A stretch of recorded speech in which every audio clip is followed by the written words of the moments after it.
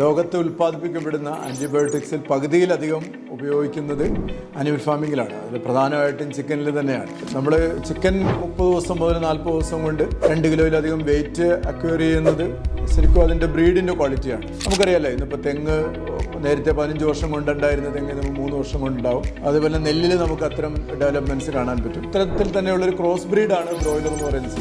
പക്ഷേ എന്നാൽ പോലും ഗ്രോത്ത് പ്രൊമോഷന് വേണ്ടിയും റെസിസ്റ്റൻസ്, നമ്മുടെ ബോഡിക്ക് റെസിസ്റ്റൻസ് ഉണ്ടാക്കാൻ വേണ്ടിയും ഒക്കെ ആയിട്ട് വളരെ വൈഡായിട്ട് ആൻറ്റിബയോട്ടിക് ഉപയോഗിക്കുന്നുണ്ട്. അതിനെതിരെ ലോകത്ത് മിക്കവാറും ഗവൺമെൻറ്റുകൾ ഇപ്പം പലതരത്തിലുള്ള നടപടികൾ എടുക്കുന്നുമുണ്ട്. ഈ ആൻറ്റിബയോട്ടിക് ആഡ് ചെയ്യാതെ ആയുർവേദ ഇൻസ്പയർഡ് ആയിട്ടുള്ള നാച്ചുറൽ ഇൻഗ്രീഡിയൻസ് ഉപയോഗിച്ചുകൊണ്ട് ആൻറ്റിബയോട്ടിക് തീരെ ഉപയോഗിക്കാതെ ആദ്യത്തെ ദിവസം മുതൽ അവസാനം സ്ലോട്ടർ ചെയ്യുന്ന ദിവസം വരെ ആൻറ്റിബയോട്ടിക് ഉപയോഗിക്കാതെ ചിക്കൻ വളർത്താൻ കഴിയുന്ന ടെക്നോളജി ഇന്ന് ഗ്ലോബലി അവൈലബിൾ ആണ്.